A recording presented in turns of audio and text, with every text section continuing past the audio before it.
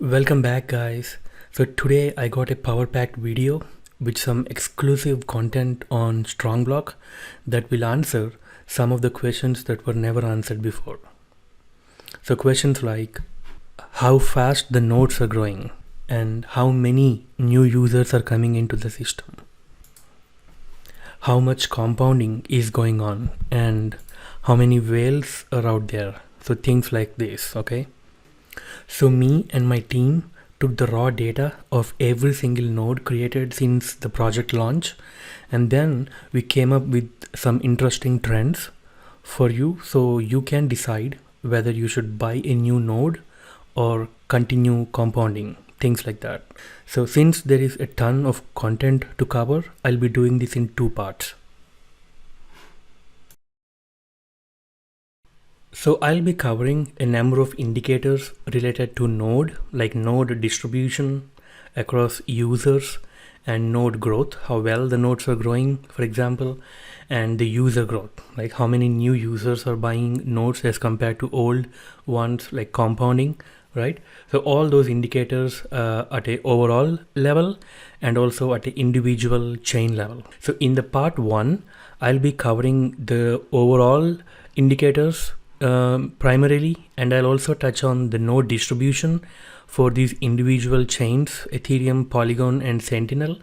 And in the part two, I'll be covering the node growth and the user growth of these individual chains. Okay, so I would like to start with the node distribution for Ethereum. So there is a lot going on here. Let me break it down for you. So the total number of Ethereum users are about 66,000, right? So I ran these numbers a few days ago, so they may not exactly match with the ones on the website. There are about 280,000 nodes as of few days ago. So that gives you an average of 4 nodes per user. So what does it mean? So if you got more than 4 nodes, you are doing better than an average user, right? So next in this Pareto chart, right, we can see the distribution of how many users got how many nodes, right? So for example, there are about 40,000 users with exactly one node, right? That makes up to 62% of all the users on Ethereum. And for 2 to 5 nodes, there are about 15,000 people. Out of 66, that's about 20 to 25%. Now, if you got more than 5 nodes, you are doing better than 85% of the users, because 85% of the users got 5 or less than 5 nodes, right? So if you got 6 nodes, you would rank top 15 out of 100 people. You can also see the percentage of users falling with the increase in the number of nodes, right, which is expected because these nodes are not really affordable, right? Every node is about 4,000 bucks and 5 nodes is like 20,000. See, you need to understand an average 30-year-old American cannot afford more than 5 nodes, even with all their retirement savings. Okay, let me show you an example. So in this study, you can see that an average 30-year-old American has $20,000 in their retirement savings account, right? So 20,000 is what? 5 nodes, right? So that's what I was talking about. So the interesting thing here is the whale distribution, right? So my definition of whale is anyone with more than 100 nodes, I would consider them as a whale. And for Ethereum, you could see there are just 160 whales holding Ethereum nodes. Okay, so that's only about 0.2% of all the users, right? We got 66,000 and 162 out of 66,000 is just 0.2%. So overall, do I like what I'm seeing in this distribution chart? I would say yes, because I'm not seeing too much concentration of users on the higher end of the spectrum, right? We just got 0.2% whales, which is good. And we got 62.7% of the people holding just one node, right? So they're more likely to compound the nodes as compared to whales. So I would worry if I see like 5 or 10% whales, but here we just got 0.2%. I think this looks healthy. You know, the distribution is well decentralized, and I'm happy with this chart. Now let's take a look at the Polygon distribution. So with Polygon, so we got about 8,500 users, which is about 15% of Ethereum holders, right? And then we got about 20,000 Polygon nodes. So that gives you on average 3 nodes per person. So if you got 4 nodes, you're doing better than an average Polygon user. And the distribution is quite similar. One thing to notice here is we have more single node users in Polygon, which is 68% compared to 62 in Ethereum, and we have less percentage of whales, which is 0.1% in Polygon compared to 0.2% in Ethereum. See, this is because Polygon is relatively new compared to Ethereum nodes, right? So we are not yet seeing the compounding effect kicked in. Overall, I think Polygon distribution is also fine. Next in the line is Sentinel. Sentinel nodes are not permissionless. You need to be eligible to get these nodes, right? So you can see that reflecting here. There are just 378 Sentinel node holders. That's about 0.5% of Ethereum node holders, right? Literally nothing. And you can also see that most of the Sentinel holders are single node holders. Almost 96% of the users are single node holders. And there are no whales at all, right? There is no one with 100 nodes, even 21 nodes, there is nobody. Let's move on. So we looked into the distribution of nodes across all the networks. Now let's look at the growth at a overall level.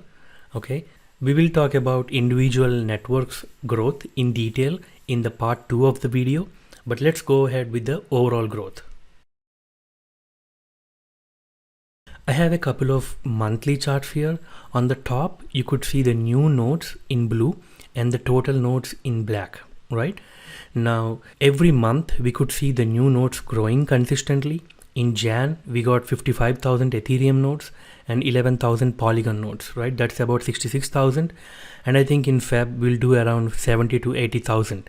And it's really important to keep growing, not just growing, but the rate of growth has to increase as well. And I did a number of videos on exponential growth and sustainability. So make sure you go through them and understand the importance of the growth rate.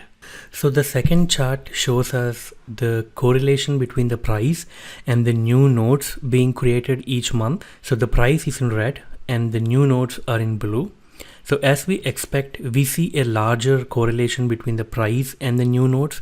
For example, from Jan to August, so you could see the nodes growing and the price growing as well. But then in September, we had this phantom node reveal, and that could be driving this price action. So we had this spike, and then now we are back to like 1/3 of the peak in October, right? Now there is a macro narrative that's driving the prices lower in the whole crypto industry, right? So one way to look at it is if the nodes are increasing, meaning the network is growing, your price should catch up the trend at some point. Okay, so in October, you could say that the token is overvalued because there is little growth from September to October. But then if you see from December to Jan, we had a huge growth, right? But the price is 1/3 of what it was in October. So you could say we are way undervalued right now. Another way to value networks is using this thing called Metcalfe's law that many people in crypto talks about all the time. I don't want to bring it here because we are still in the Ponzi mode. So we are not really capturing the network value. But when we move to a revenue based model, I think it makes a lot of sense, right? We could use the revenue or the queries sent to the RPC nodes as the proxy for the size of the network or the value of the network. I think by then Metcalfe's law would make a lot of sense in valuing the network.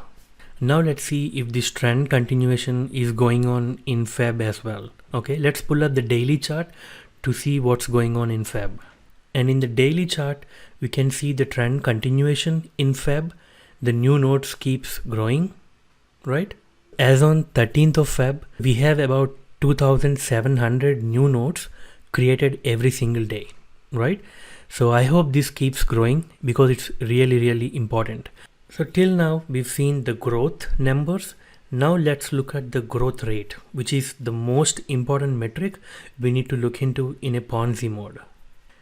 So in this monthly chart, the blue line indicates how fast the new nodes are growing, right? And unfortunately, it's a flat line from March of 21 to Jan, right? So there are spikes here and there. But then if you look at last 2 months, in December, we had a 47% increase in the new nodes, right? Whereas in Jan, it's 38, right? So it's in fact going down, and that's not good. Okay, so we want this growth rate to be increasing. And moving on, the red line here indicates the new node percentage, which I covered a lot in my previous videos. It's essentially the ratio of new nodes to the existing ones, right? So how do we use this metric? So as the new node percent goes to 0, we need to move out of the Ponzi model. This is not looking too bad right now, because you could see we are fairly at around 30% and we are not going down at this moment. So what's really concerning me is the growth rate of the new nodes, because we are seeing this weakening in the current Ponzi model. So the faster we move towards a revenue model, the better, because we're seeing this trend continuation in Feb as well. Let me show you the daily chart here. In this daily, let me zoom into Feb. And you could see the growth rate is again fairly stable. It's not really growing, which is concerning, right? So we're just seeing the same thing in daily as well. So till now, we've seen a number of growth charts on nodes. Now let's move on to the final indicator in this video, which is on users. So this monthly chart gives us a breakdown of the new nodes created by the new users and the old users. What do I mean by that? Let's go back to my whiteboard. I want us to be clear on the definitions here. So I got new users and the old users, right? So the new ones are those who would pump in new money to build the new nodes. Whereas the old users can do it in two different ways, right? They can either pump in new money, or they could compound using the rewards from the existing nodes, right? Now I want you to pay attention to the old users, because we'll be using this in the coming charts. So coming back to the monthly chart, we could see here how many new and old users are creating nodes for every month, right? So in Jan, we have 20% of the total users new, which is good. I would like to see more and more new users every month, because that's fresh money coming into the system, right? We can see that the new users are growing month to month for the last 6 or 7 months. And what's concerning here is really the rate of growth in the new user percentage. For example, in September, we have 25% of the users new. In November, so that went down to 24.5, and in Jan, it's 19.07. So ideally, we should see the growth rate of the new users going up and up every month, but we are not seeing that right now. So let's leave the new users for a moment and talk about the old users. So in Jan, 80% of all users who created nodes are old users, right? Now that's about 53,000. Now I would estimate about 40% of this, which is around 20k users, are the ones who are compounding their nodes, right? I think 40% is a reasonable estimate, right?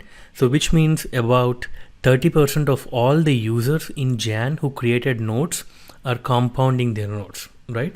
I think that's not too bad. And what's really concerning me is this declining new user growth rate. Now let's see whether we see this continuation in Feb. We can find that out in the daily chart. On the daily chart, we could see the new users in blue growing consistently in Feb, whereas the growth rate is continuing to decline, right? In Feb, you could see we are now at around 16% of new users, whereas in Jan, this is somewhere in 20s, right? So we could see a clear decline, and this is not good. And those are the indicators I wanted to cover in this video. I know this is overwhelming to some of you, but this is hard data, guys. You need to rely on hard data to make decisions, not opinions, but on hard data. Now let's summarize our findings. There are 4 main takeaways. Number 1, there are not many whales as everyone expected, right? We got 0.2% for Ethereum and 0.1% for Polygon. Number 2, the token price is probably undervalued using the Metcalfe law. Number 3 is the declining new user growth rate, which is not good.